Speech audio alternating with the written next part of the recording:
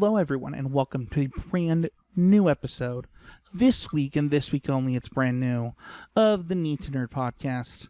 I am joined by my personal pea in a far out pod, Wes Singleton. It's a trippy pea in a far out pod. It's a what? We're two trippy peas in a far out pod, Spencer. Yeah. I mean, you're the other one though.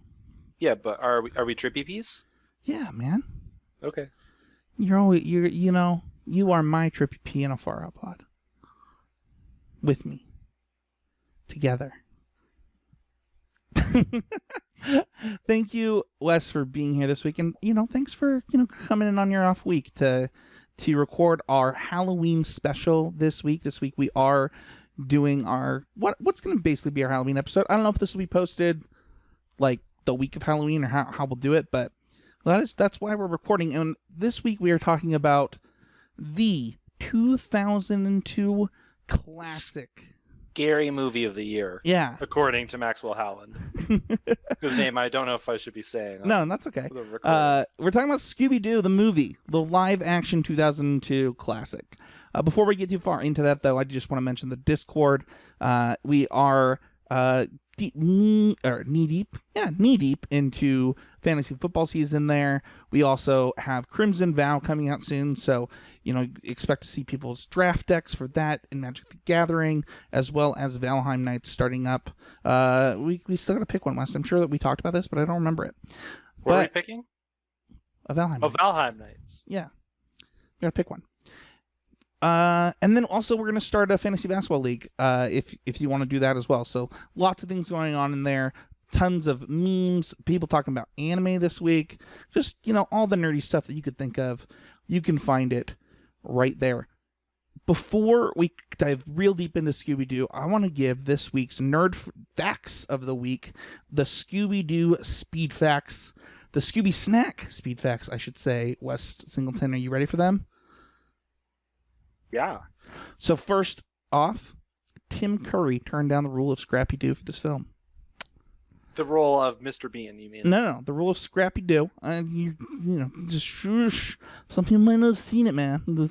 Yeah. So he turned down the role of Scrappy Doo, and I actually think he would have been perfect. I actually think this film would have been substantially better had Tim Curry played Scrappy Doo. I will have to accept your opinion on that one because I haven't given it any thought. To be fair, I just think every movie is better that Tim Curry would have been a part of. So, the first cut of this film was rated R. Is it just like way raunchy, more drinking and smoking in the college party scenes? This is the perfect chance if you're in the car with your kids or things like that.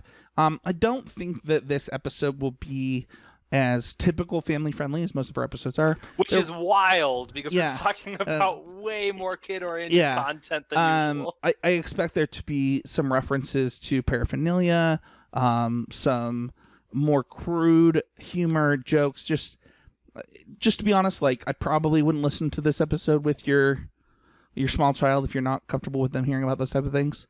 Because, like I said, the first cut of this movie was rated R because that's just kind of how hard they went in the paint. Next up, Shaggy was the first choice for Shaggy was actually Jim Carrey. Man, I'm glad that one didn't happen. Yeah, that one does feel like a strict downgrade, both because Matthew Lillard is like now a real human being because of this role and other things. And then finally, Freddie Prinze Jr. wasn't going to play Fred, but his girlfriend at the time, married since 2002, so no longer girlfriend, convinced him. Her name, by the way, who is that girlfriend that is now his wife? That's right, Sarah Michelle Gellar. Oh, gosh. Did you know that watching the movie? Because I had no idea. I mean, considering how, like, the role that Charlie Day's wife in It's Always Sunny is to come on and thrash Charlie Day on a regular basis, it doesn't super surprise me. It's great having a role where you basically get to beat up on your husband or boyfriend more often than not, or at least be mad at him all the time. Well, talking about these roles, talking about these actors, What is this movie? I mean, I gave some quick fun facts, but I'd love to hear, Wes, a little bit. What is it? Well, it's a movie, but this 2002 classic, beloved by me and by Spencer, is a loving tribute to the Mystery Gang, Mystery Inc., crime-solving, awesome powerhouses that they are. The classic characters were broken up after they fought over how Fred takes all the credit for everything, because boy does he. But they're reunited when they all get asked to visit Spooky Island to solve a mystery there. This is a theme park dedicated to the voodoo horror aesthetic, and it's clearly just spring break while they're there. The center of the story, Scooby Doo, is portrayed with sophisticated CGI for the time, and joined by the fantastic actors of Matthew Lillard as Shaggy, Sarah Michelle Gellar as Daphne, Freddie Prinze Jr. as Fred. That makes sense. Linda Cardinelli as Velma, and then Isla Fisher joins them to play Mary Jane, a distraction to Shaggy and the audience both. The owner, Mr. Monteverius, played fortunately by Rowan Atkinson, and not Tim Curry, invites them to discover why the lit, rowdy college kids that first show up at the island are leaving sober and violent.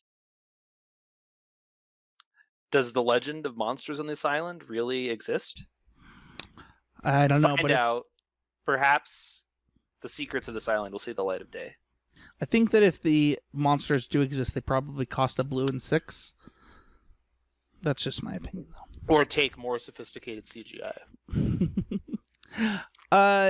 I'm kind of curious. I don't know that I could possibly remember my first time watching this movie. I owned this thing on DVD. I watched it a bunch of times. But I'm curious what your first impression of this film was. Do you remember that?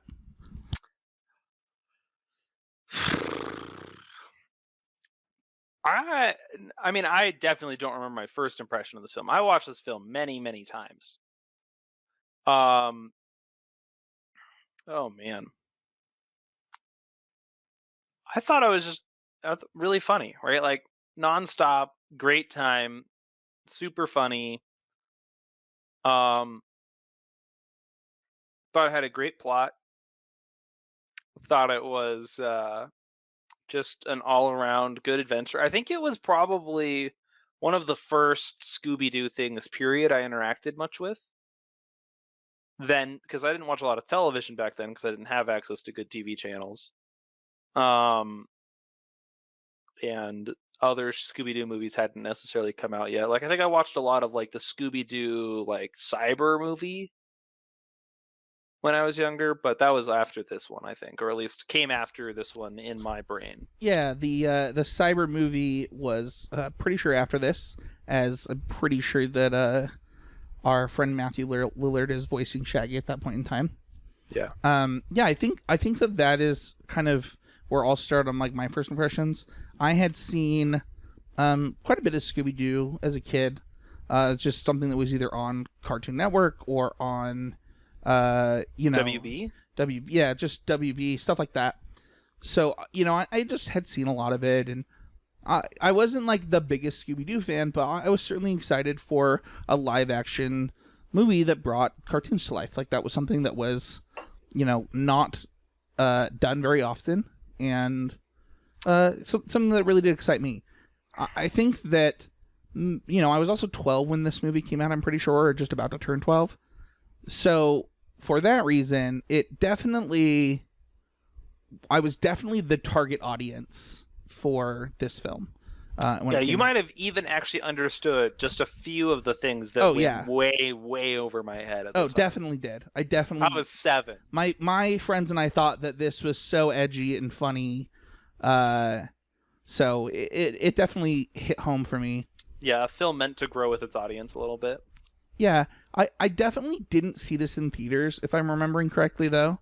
I think the first time that I saw this was probably out of a Blockbuster or something like that. So, But yeah, I remember enjoying this film as a kid.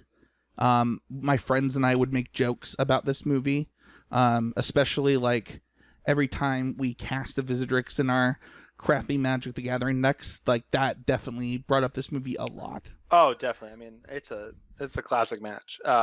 Watch this movie, and then even if you don't play Magic, Google Visitrix. Spell it however you like. I'm sure it'll get there. Yeah, it was funny. It was definitely funny to me. Let's go into our overall impressions though. It's funny. I almost didn't split these segments up just because we're gonna talk about it all. Yeah, well, and also like this movie's 20 years old at this point, so. Oh sure, totally like watching it last night as we recorded this after having watched it last night. It was a good time.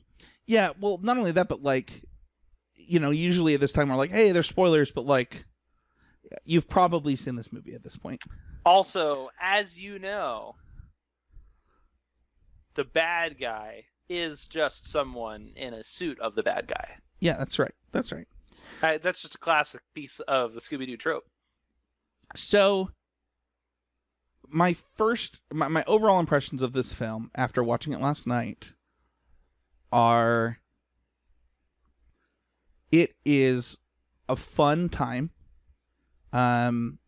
Really good actors playing their parts really well. Like, I don't know that are not very good, right? Yeah, like I mean, they're playing cartoon characters, and Yeah. so the depth that you expect from somebody playing a cartoon character, you definitely get, and it is fun. They're very true to those characters. Maybe in sometimes like more so than they probably should have been, but sure, I mean, I feel like they like thoroughly massage out like the entire depth of like the characters as who they are in like the first 20 minutes of the film. Like, I think that if you didn't know the Scooby Doo idea at all, just watching kind of the setup to the film is enough to have an idea of who you're dealing with. Yeah, and I think that like fun from start to finish would be, if I were to give this like one line, that's probably what I would say. Yeah, it's a great time. There's no doubt about that. What about you? Oh, first impressions or overall impressions. Great soundtrack. Just fantastic soundtrack. Very 2002. Like, I said this to Spencer when we first watched it, that like not a lot of like movies set in the time they come out hold up as like exaggerated period pieces of how we talk about that era in later times. But I feel like if you were to try and do like an early 2000s period piece of like college kids, you couldn't actually do better than this film. The like lingo is perfect. The like Disney Channel like too perfect teenness is like spot on. There's actually a couple of things that like I want to highlight in that too. Like, this movie, it has like, if you look at these actors and actresses, just these actors overall, you got Sarah Michelle Gellar. They all go on to have really fantastic literally careers in the since middle then. of Buffy the Vampire Slayer while this happens. Freddie Prinze Jr., I think, was like on the verge of becoming A-list at this time. Yeah. And then like turns out, he gets to be like a literal Jedi, one of everybody's favorites. And Matthew Lillard like literally becomes Shaggy. Yeah.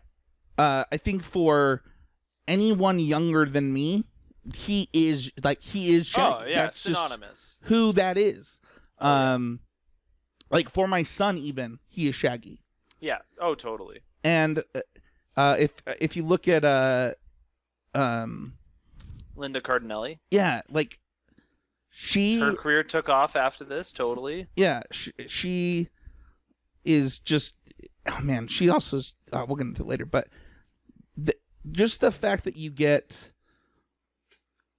this person, like if you were to pick a Daphne in 2002, if you were like, yeah, you can have Amy Adams, or not You could Amy Adams. have any stuck-up blonde you want. Yeah, or I mean any. She's redhead, right? So Or yeah, they should have dye her for this. But I just love it. I just think that Sarah Michelle Gellar is also like the epitome of like 2002 for. Oh, totally. So I that's really just like the true. Also like the costumes for these characters. oh yeah.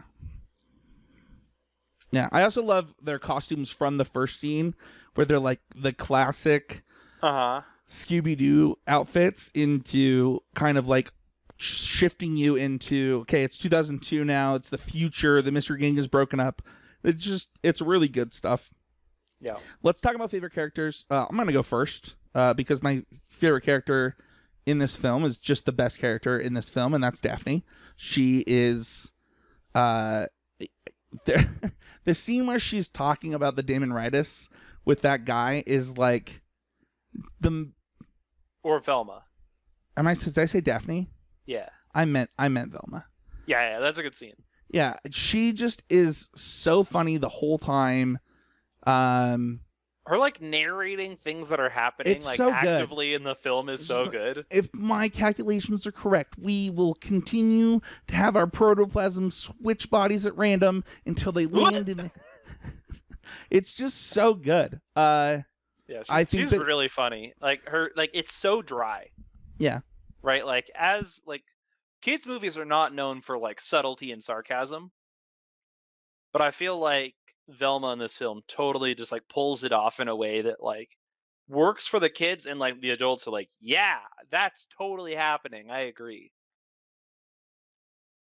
yeah. I think that Velma just kind of knocks it out of the park in this.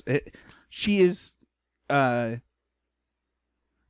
a couple ways. One, I think all of the characters do a good job of going outside of what people like me were expecting in the film, which is, the classicness of these characters that you would expect from, Scooby Doo. Actually, I think you said this really well, both earlier in this podcast and when we were watching the movie last night, which is just that in the first 8 minutes of the film, you know these characters. Like, you know who these characters are at this point in time. Yeah. And if you've watched Scooby Doo your whole life, it adds up to that. And then the characterization is spot on for all of them. It's easier because they're cartoon characters. Well, and they're like archetypes. They're like really pushed to like their limits of like who they are. No, like, it's they're really reduced, and then they like play with those tropes all movie long. Yeah, which is awesome.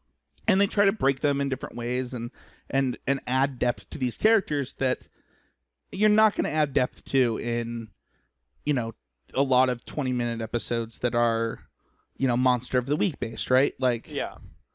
So I think that Velma specifically has lots of moments in this movie that I don't know. I think that her and Daphne probably grow the most, and I enjoy it. Well, I also think that a big part of that is like the complaint from the beginning of the film, right? Like in the writing of like how Daphne and Velma get treated as characters is that they totally get reduced because they're the women of the group. And I think that this film expands that and shifts the burden in some ways off of them. Right? Like I think that Mary Jane takes a lot of like just being the girl off of their shoulders, right? Like I think that Daphne, because like we're focused more on this like weird Shaggy love interest, gets to like little have her, and there's like jokes about being the damsel in distress and that she's gonna save them, and her sweet fight with the Telemundo wrestler. That guy's awesome. That's such a good fight. Although it undermines the point that it comes down to her biting his hand, I have to say. What who's your favorite character? Oh, that's a hard question. But I actually think it's Scooby. I think Scooby is the character that, like, throughout this film, I just have a great time whenever he's on screen. I think that the realness of Scooby as animated compared to like the monsters as they're animated, or like Scrappy when he's like the big monster, like Scooby feel like, right, you were talking about that tackle last night of like where they finally get reunited and like Scooby tackles Shaggy to the ground and licks his face. Like that might be like the least realistic Scooby interaction of the whole film. and it was like pretty spot on. Like I think that like that part of like dealing with him as a character is really good. Like his jokes are for the most part really funny. He is obviously central to the whole work, but also like it's just like a good time. The idea that he's like growing as a character doesn't really matter because Sure. he's a dog, but also Also, just really quickly, I didn't put this in here, and I didn't when I was putting in the Scooby Snacks speed facts, but I'm pretty sure that on set Scooby Doo was just a broom, just a broom. just straight up a broom, because they didn't So have motion capture yet. uh-huh. Do broom stick. Oh, I think it is. I think. Oh, and it's worth mentioning the voice of Scooby Doo in that film. His name is Neil Fanning. I'm gonna if you are watching this, fact check me. But I'm pretty sure that on set they were talking to a broom. That's funny. I think that Scooby is pretty great in this film. I think that they're very true to the Scoobs. And I think that also they do a lot of fun stuff with him. Like when he decides to get brave for the Scooby snack.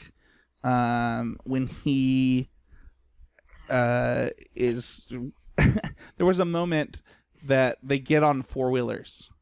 And I look at Wes and I said, how is Scooby-Doo driving a four-wheeler without thumbs? And the answer is that he's totally just an anthropomorphized animal who gets to do everything a human does and still benefit from being an animal. Like, Scooby-Doo is, like, super plot armored in that regard. Like, more than any other character ever. Like, he's unharmable. He, like, gets to pretend, like, gets called out as a dog all the time and also gets to do everything a person does. It's, like, perfect. He's so... It's funny, because I think that's the only moment where my absolute suspension of not grandma in heels in the airport. No, right? Like, Grandma Scooby, totally fine, funny to me. I love when he and the cat go at it on the plane. That's so funny.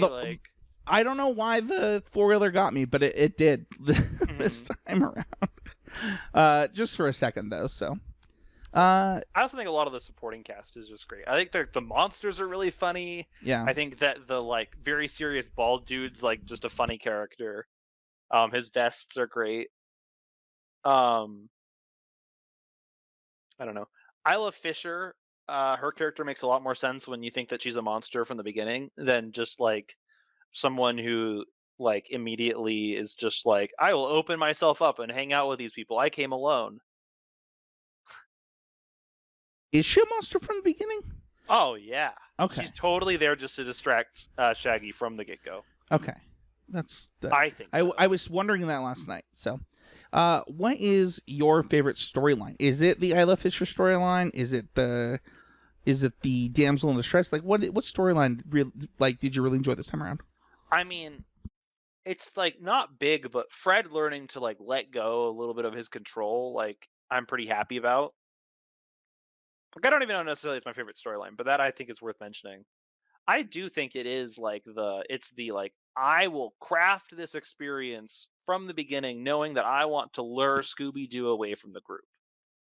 I think that's like the part I like. I think the setup is what I like. Like how Scrappy is orchestrating things to work out in his favor is I think my favorite part, right? Like the way in which I will litter these things around, making sure that eventually they end up at this place.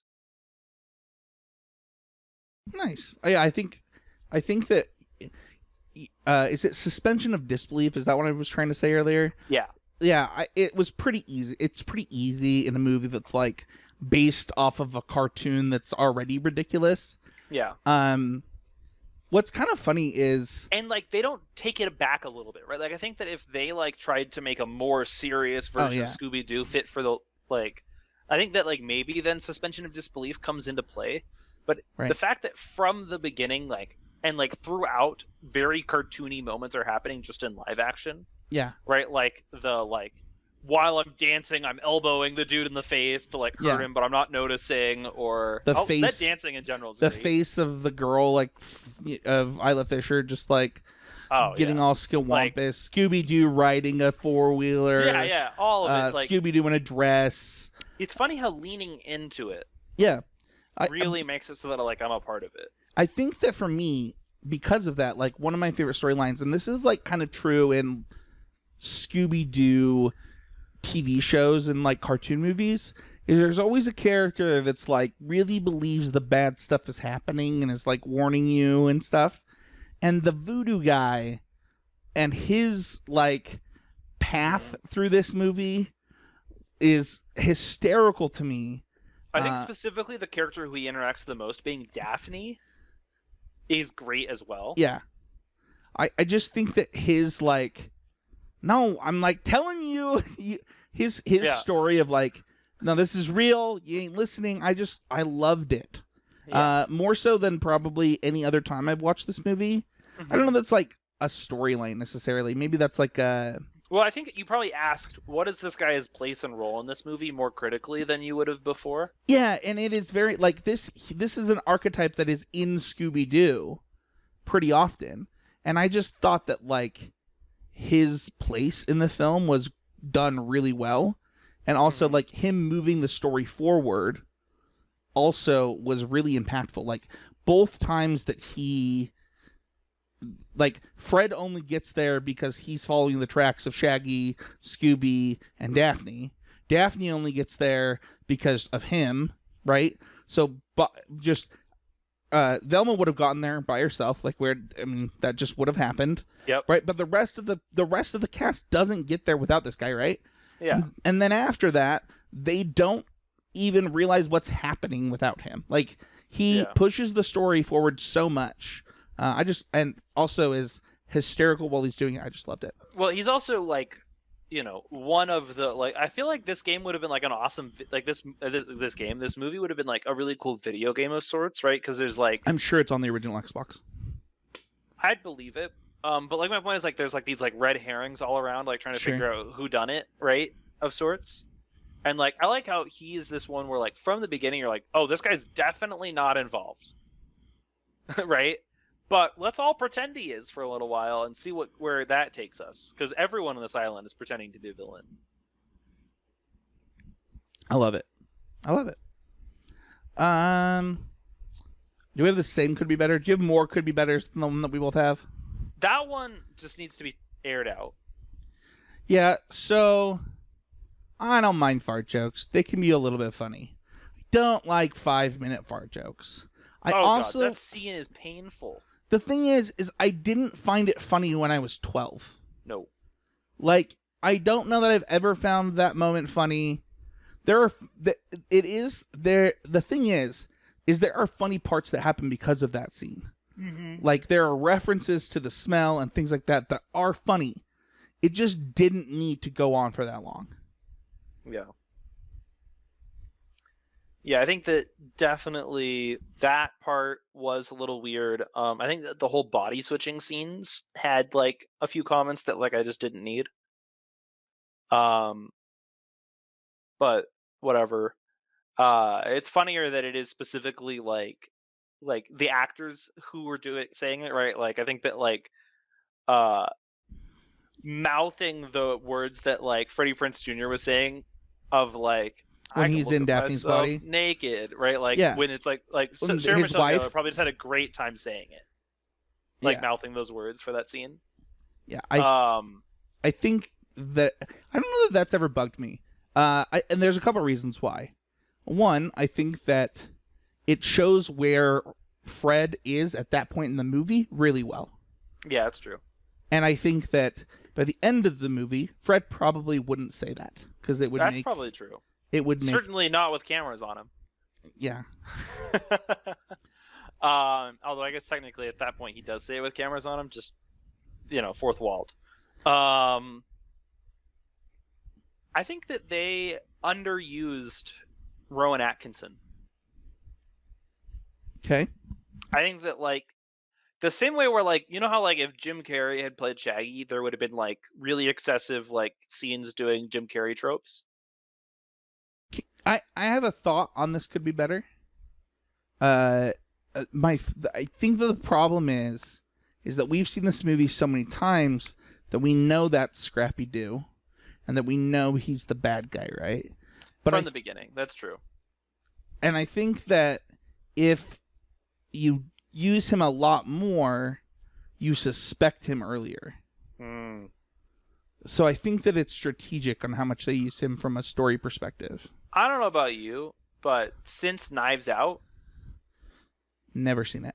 oh, okay, well, never mind. I'm not gonna spoil the movie for you. I'd spoil it for our audience, but not for you, Spencer. Oh, thank you. I appreciate that. Either way, I think that, like, I mean, it could have been more gags at the end, right? After it's just like actual Yeah, Motivarius. I think that for what it's worth, once he's in a bunch of scenes in a row, maybe you lean into him being him a little bit more. That's totally fair. Either way, like, the totally, like, perfect crazy eyes guy, right? Like, obviously Rowan Atkinson crushes that. And Mr. Bean's a force unto its own. You probably can't, like, probably almost copyrighted to make Rowan Atkinson do things that are too weird. I think my last could be better for this outside of that fart scene. It is honestly like this movie felt like no, actually, no. I think that's my only one. I think this movie. I'm going to go on to Lovitz, because I think that if I dissect this movie too much, it's a waste of what this movie is.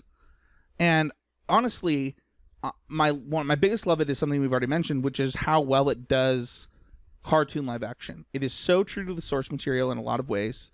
I love it growing with its audience. You know, there's probably 30 to 50 drug references for pot, for these guys always being hungry. I mean, the literal female love interest for Shaggy's name is Mary Jane. Oh my god, and that character in general, like, Isla Fisher as a monster in there is supposed to be catfishing Shaggy, but she catfishes my heart. It's so good. Well, I love that they lean into the fact that, like, it's pretty obvious that Shaggy's a pothead. That's my favorite name. That's my favorite name. There's a line that you laughed really hard at that I didn't get until a few weeks ago when I was watching TikToks about Scooby Doo. But there's a line where Scooby's like, "We don't go to any place with spooky, scary."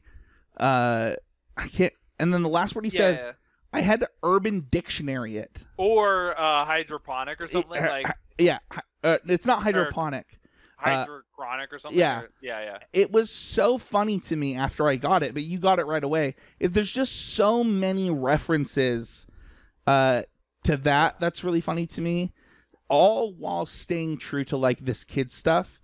And it kind of reminds me of, like, The Lion King in that way, where there are the subliminal messaging of the Lion King. We're really going back to this.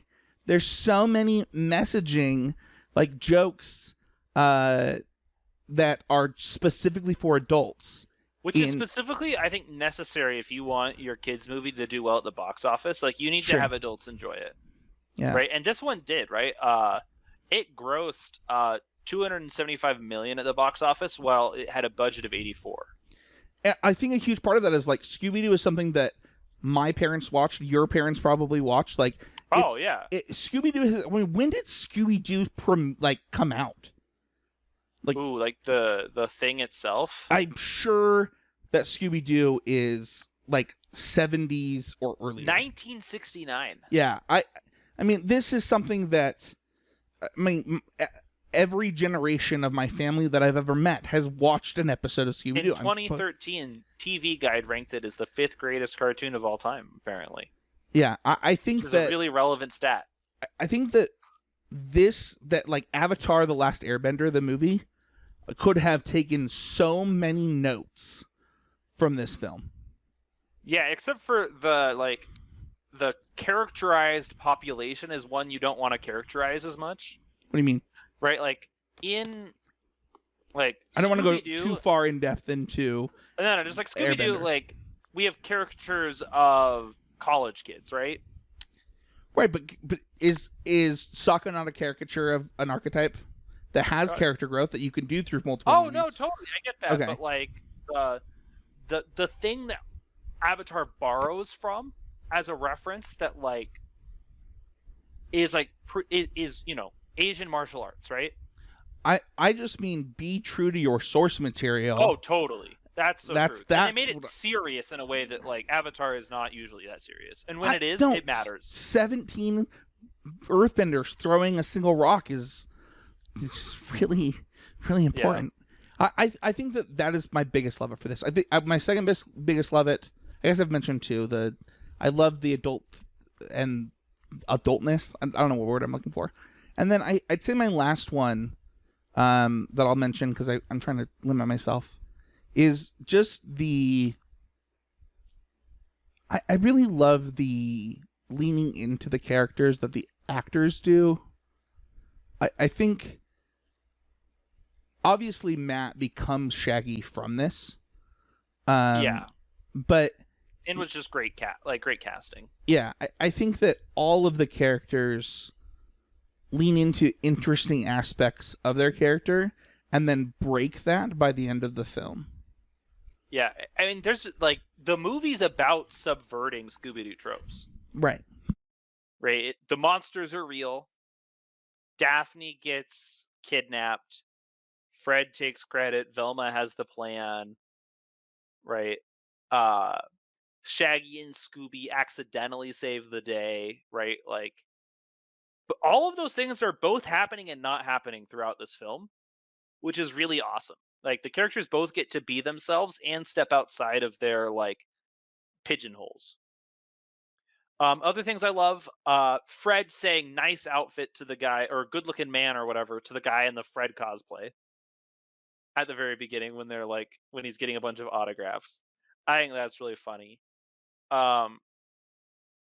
I really like Scrappy Doo as he's getting put into the van, taking a riff on oh yeah, if it weren't for you meddling kids and your. I wish that there was a PG-13 version where I got to hear him say bitch, because that'd be great. Yeah, that'd be satisfying. Yeah. I think a could be better I have for the film, just thinking about it, is like the Velma random guy in the Led Zeppelin shirt kiss super didn't need to happen. So originally she was supposed to be gay for this. That's movie. What I'm saying, right? She says I'm on a journey of self-discovery right now. And like so there was originally actually a Daphne Velma kiss scene in the movie. That's fantastic. Weird how in 2002 that probably would have earned it an R rating all on its own. Yeah. Anyway. By weird, I do mean totally expected for that time period. I here's the thing. I wasn't bothered by the love interest. I think that guy showed genuine interest in her, and I think that I think he was controlled by a monster the whole darn time. I think that you're confused about when these people got taken over by monsters. I mean, I know Mary Jane's a monster from the start because she does not get kidnapped that night. Oh, that's fair. That's a good point. Yeah, that one's fair. And the dude has, I mean, maybe like he's like acting like way too normal for that to happen, and maybe he's just interested, but like, I don't know. I think as a character, he's like just there for Velma to talk to when none of the other characters would realistically stand around and let Velma talk to them. Yeah, but all right. What we're supposed to be doing Love-Its. You're going back into could be better. Sorry, my bad. But things I do love about this film are like, I love Shaggy and Scooby being food motivated all the time. I think it's really funny. I think that just in general, every single time Shaggy or Scooby jump into the other's arms, like something warms my heart. And lastly, the way Scooby says sacrifice is just great. Oh, dude, that part is so funny. No, Like, Scoop, being a sacrifice isn't a good thing. I'm the sacrifice. I'm the I'm sacrifice. the sacrifice. It is so like, and he says it like confidently with his paw back. Oh I'm yeah, the sacrifice. I'm the yeah. sacrifice. It's so good. I love that. Any others before we rate it? Nah. I think this will be our lowest rated film. I don't know what we gave Hocus Pocus, but Oh, our lowest rated film. You know, that's very possible. yeah. So I'm gonna go first. I'm gonna give this a solid 3 out of 5. I think that like, maybe a little higher. Like it could be like a 3.5 because I loved so much about it. Yeah, I'm gonna go up to a 3.5. Like I enjoyed it almost the whole time. There's a lot that could be improved from I don't know. That fart scene is so bad, dude. Like it at least takes a full point off for me. Spencer, I have an incredible nerd fact to add in here at the end. Okay. But I'll do after my rating here. Okay. I'm gonna give it a 3.5 because I had fun basically the whole time outside of the fart scene. Yeah, I think I'm giving it actually a 4 out of 5. And the reason being is that for what it says it's going to be and what it is, it lives up really well to that. And I still have fun watching it today. I had a lot of fun watching it as a kid. It holds a really nostalgic place in my heart. And like, the other films we watch and like review on this show, like the closest to them and like what they're intending to be is Hocus Pocus. And if someone wants to go all the way back and tell me what I reviewed Hocus Pocus at, and say that like, we should put these in a rated spreadsheet. I should. So Well, we have a better idea. Yeah, of our we things. should.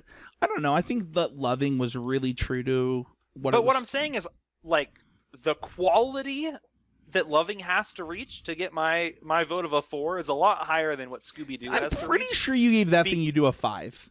Yeah, which is great. Like, but like, here's the thing: is that like, rom-com period piece has a whole different set of expectations than cartoon live action adaptation. Sure.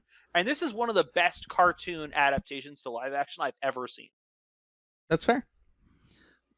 What's your Scooby Snacks speed fact? Freddie Prinze Jr. was nominated for a Golden Raspberry Award, a Razzie, for Worst Supporting Actor, and he lost to Hayden Christensen in Attack of the Clones.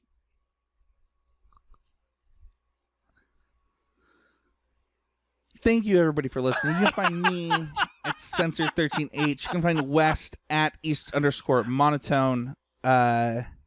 Like, subscribe if you're watching on YouTube. Review if you're listening, on the interwebs, other places, whether it's your podcasting app.